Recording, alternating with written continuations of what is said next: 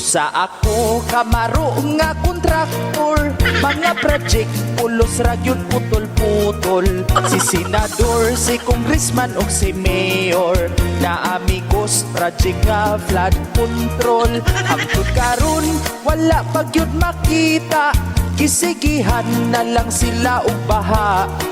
Kay ang kwarta gitago ra naa na sa kontraktor nga bulsa. Daghan ako og mga proyekto, pero ang budget ako rang gipaldo.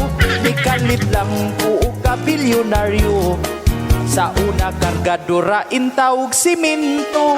Pero karon dato na kaayo, nakapalit na og daghan nga auto. Kung saon man nang warta lang, mga project wala gyoy human